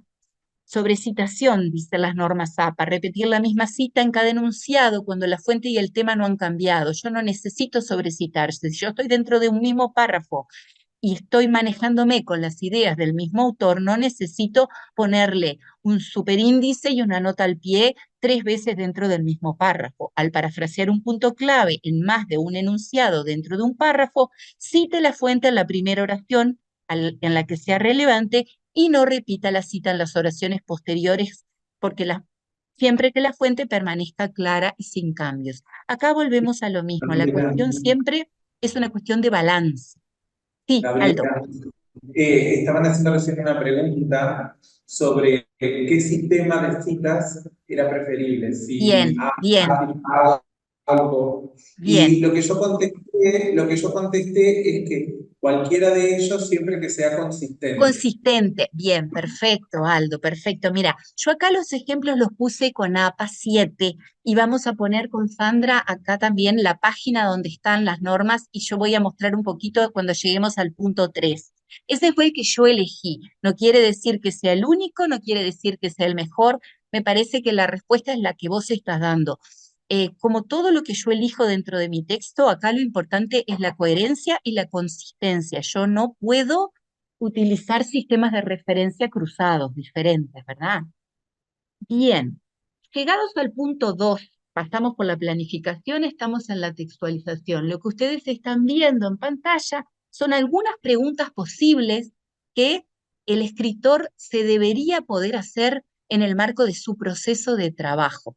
Dijimos que estamos pensando la escritura como un proceso altamente recursivo, que yo en todo momento puedo tener que parar, volver para atrás, volver a leer desarrollar mejor una idea, escribir un párrafo nuevo. En todo momento estoy revisando, releyendo. Bueno, estas preguntas orientan de alguna manera esa cuestión metacognitiva que yo como escritor tengo que tener. Yo tengo que ir controlando mi manera de producir y tengo que leer como escritor, no tengo que ser inocente al momento de leer. Tengo que controlar el contenido y tengo que controlar la forma. Ejemplo de algunas preguntas. ¿Qué marcas utilizo para identificar el género? A ver, ¿se nota que estoy escribiendo un ensayo? ¿Realmente acá hay argumento? ¿Hay tesis? ¿Estoy defendiendo una tesis? Cuando yo empecé a escribir, contextualicé la situación, hice una introducción al tema. ¿Cómo estoy presentando el tema? Se nota que hay un avance en la información, mis párrafos me están permitiendo a mí avanzar, la información está ordenada, no tengo lagunas, no tengo repeticiones, hay un avance en la información, se logra esa progresión temática que a mí me permiten los párrafos, hay avance. ¿Qué tipo de conector estoy eligiendo para que le quede claro al lector cómo yo pensé la relación entre las ideas? ¿Cómo voy a cerrar mi texto de manera de retomar lo que yo empecé y expuse, pero decirlo en otras palabras y abrir alguna pregunta o alguna idea que den lugar a la reflexión? Y bien, acá finalmente llegamos a la revisión de la escritura. ¿Cuáles son las nociones que vamos a trabajar? Bueno, ¿qué es la revisión y qué pasa con el título del ensayo? La importancia de revisar y reescribir, lo volvemos a decir, probado por identificación. A ver, cuanto más tiempo dedico a la planificación y cuanto más tiempo dedico a la revisión, mejor va a ser probablemente la calidad del producto, porque yo hice un gran énfasis en el proceso. La escritura no es proceso, pero la escritura más que nada es producto. Entonces, la revisión tiene que estar imbricada en todo el proceso de escritura. Yo siempre tengo que volver a leer, tengo que hacer relecturas totales, tengo que hacer relecturas parciales. Cuanto más avanzado es un escritor, realiza más lecturas hacia atrás, pausas más prolongadas para evaluar aquello que está haciendo. Los escritores expertos revisan y revisan mucho y no se asustan de volver para atrás porque se dan cuenta de que esto no anda, acá falta otro párrafo de enganche, acá me quedó una cita muy descolgada y no la expliqué, capaz no se entiende claramente. Bueno, eso es revisar. ¿Cuáles serían las operaciones, algunas de las operaciones del discurso que están implicadas en el proceso de revisión? Bueno, sustituir, y acá trabajo a nivel léxico, ¿sí? Y a nivel sintáctico. Sustituyo por sinónimos o sustituyo por hiperónimos. Puedo buscar no repetir la misma palabra a nivel léxico. Cuando yo dije en la frase de Ebrard que un texto es una sucesión de paratextos, la palabra paratexto es un hiperónimo, porque adentro, un gran paraguas, adentro de la palabra paratexto está capítulo, título, portada, índice. Eso es usar hiperónimos, usar palabras semánticamente muy amplias que me permitan a mí referirme a algo sin repetir la misma palabra. Utilizar operaciones de ampliación, abrir esas citas que voy a tomar, o reducir, recolocar, cambiar de lugar en función del efecto que yo quiero lograr, porque el efecto que yo quiero lograr siempre va a ser mantener la atención de mi lector y lograr la adhesión a lo que yo estoy diciendo, aunque sea que diga que bien escrito está esto, pero yo no estoy tan de acuerdo, pero está claramente defendida esta idea. ¿Sí? Eso se tiene que notar. Y esas son algunas de las operaciones que están implicadas en la revisión. Ahí tienen un dibujito de lo que podría ser revisar, ¿sí? Otra cuestión, cuando yo hablo con mis estudiantes muchas veces y hablamos de la revisión, miramos la foto de un iceberg, ¿sí? Eh, ¿Por qué la foto del iceberg? Porque muchas veces lo que se ve por encima, ese trozo de hielo que se ve por encima del agua, ¿sí? Es mucho más chiquito de lo que se ve por abajo. Los estudiantes de manera inocente, cuando tienen poco control de su proceso de producción de textos, controlan las cuestiones más evidentes. O sea, lo hacen más prolijo, mejoran la ortografía, le insertan alguna cuestión de tipografía, de negrita, de subrayado, de alguna imagen. Eso no es revisar, o eso es hacer una revisión por demás pobre y por demás parcial. Cuando yo reviso, toco el texto a todos los niveles, toco el texto a nivel del contenido, me pregunto, ¿dije lo que quería decir? ¿El lector me está entendiendo? ¿Lo pude llevar claramente conmigo? ¿Se nota cómo ordené? Y también las cuestiones más lingüísticas, más de orden de la ortografía, de la sintaxis, ¿sí? El tema de las citas. En este marco y en este momento, yo recién ahora los invitaría a ustedes a ponerle título al texto. Recién ahora, ¿sí? Primero, buscar la información para la tesis y para los párrafos. Después empezar a trabajar a nivel de párrafos, elegir las citas, trabajar mucho a nivel de párrafos y después cómo se engarzan los párrafos entre sí.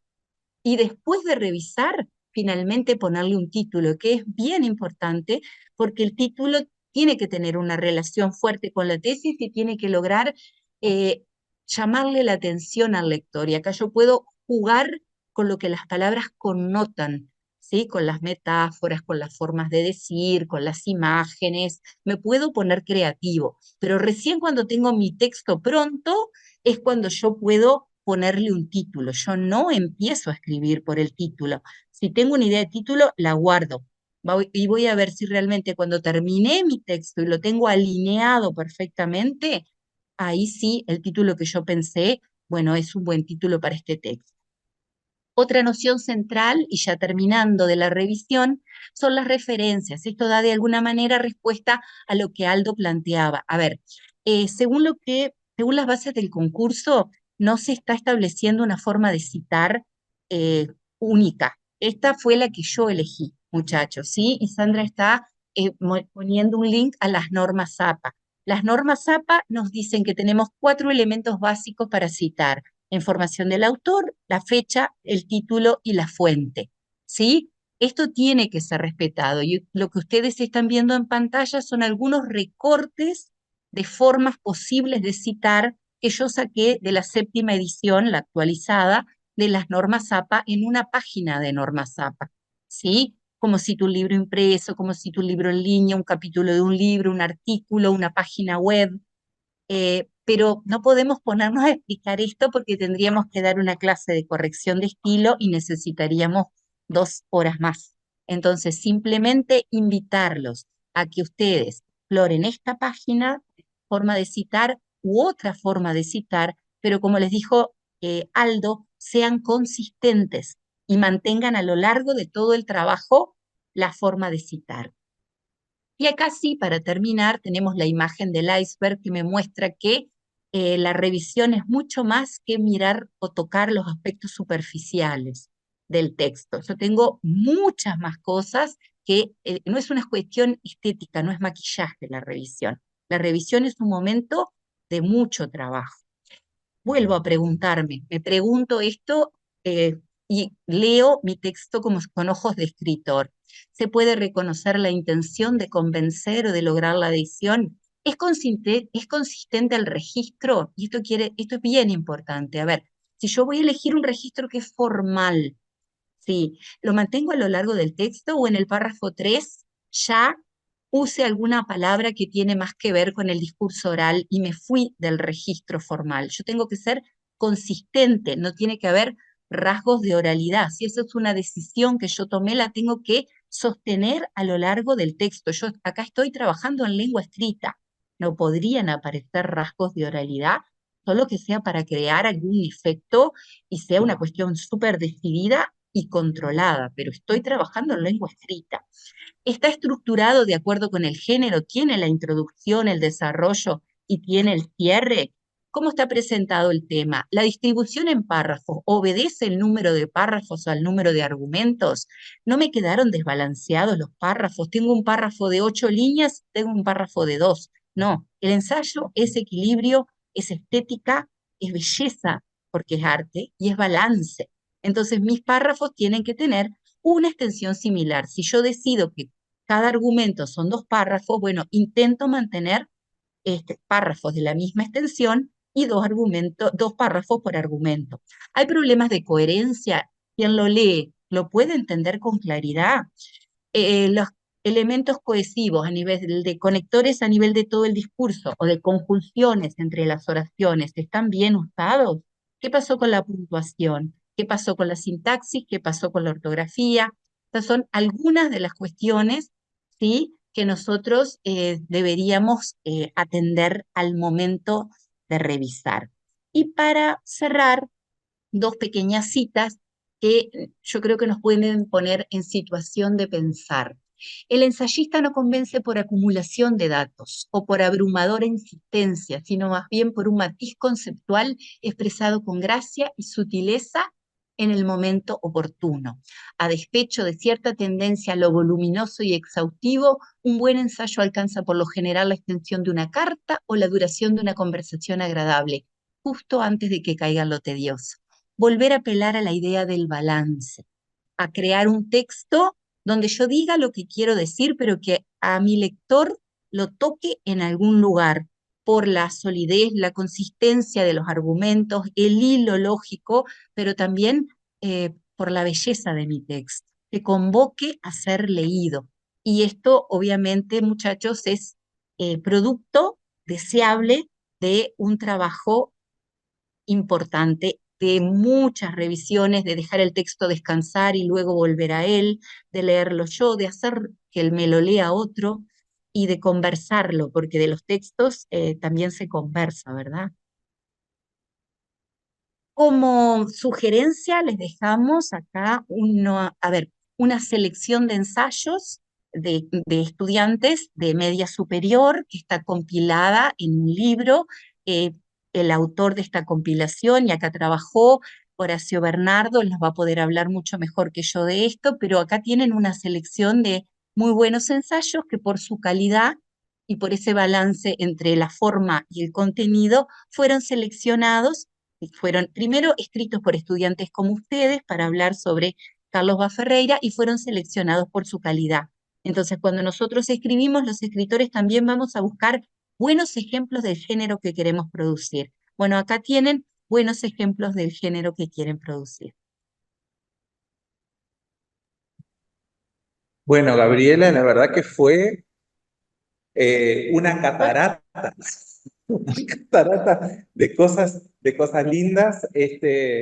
Y la verdad que hay algunas preguntas, pero bueno, también hay que ver el rol de los tutores. Ya varios tutores me fueron escribiendo por WhatsApp. Creo que hay que seguir, como vos decís, el balance es importante, y también seguir determinados pasos de la escritura. Los que venimos escribiendo hace tiempo sabemos que lo más difícil a veces es la escritura y el poder ir convirtiendo algo que es lindo en algo que es muy bueno.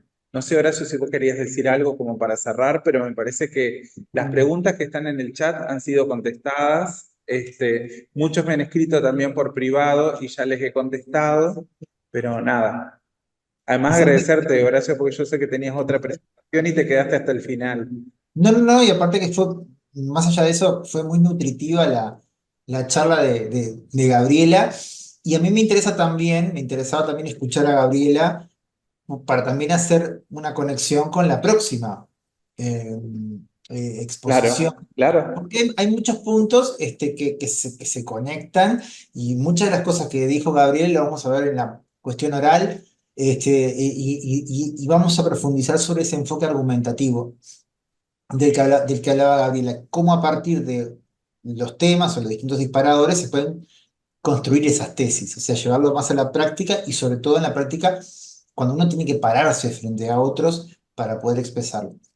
Eh, Me pareció muy interesante también, destaco, esto que señalaba Gabriela entre el equilibrio entre lo poético o lo literario, ¿no? Más, ahí me voy a llevar más hacia lo del inicio, pero que después siguió por toda la charla, esa tradición que empieza con Montaigne, y la parte más del ensayo más duro o Científico. ¿cómo? Más Más científico, científico. más científico que Gabriela, ahí ponía por supuesto a Bacon, ¿no? Francis Bacon. Eh, Creo que eso es muy importante a la hora de la escritura y, y también de la expresión oral. No voy a decir nada, pero me pareció sobre esto porque en realidad la semana que viene lo vamos a hablar. Pero es muy importante tener en cuenta eso, ¿no? El tema de la persuasión, de que eso no es una mala palabra, que convencer de nuestras ideas con argumentos, con razones, con todos esos tipos de argumentos que señaló Gabriela, con ese rigor también de la precisión de la cita, todas esas cuestiones, es fundamental para hacer un texto también agradable y que nosotros podamos expresar nuestras ideas.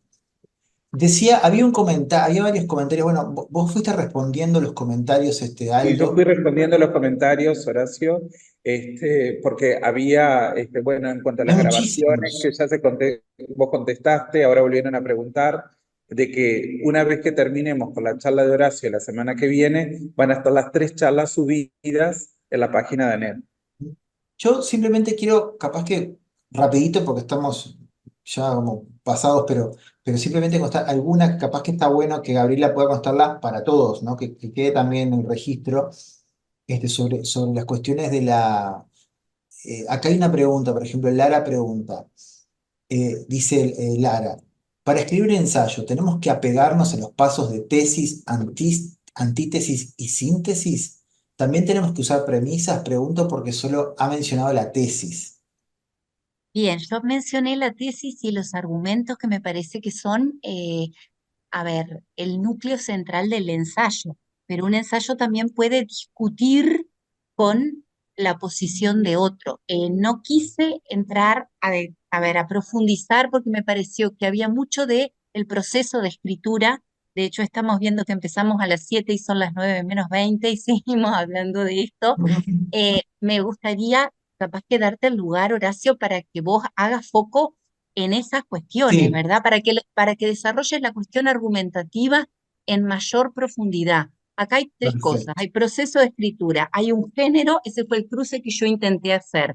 Más allá que adentro del género, la superestructura es una superestructura argumentativa. Creo que ahí la cuestión básica es la defensa de la tesis y los argumentos. Hay posibilidades de movimiento, pero bueno, ese desarrollo no lo hicimos hoy, ¿verdad? Por una cuestión más que nada de tiempo y porque sabemos que Horacio lo va a desarrollar el lunes de la semana próxima. Bien. Sí, sí, sí, vamos a profundizar en eso, en la tesis y en el desarrollo argumentativo de todos estos aspectos. Así que bueno, ya estamos casi a las 9, y la verdad que interesantísima la charla, interesantísima, y creo que muy rica para todos los estudiantes y los docentes también que trabajen este género, digamos, en este concurso y en otras acciones también. Totalmente.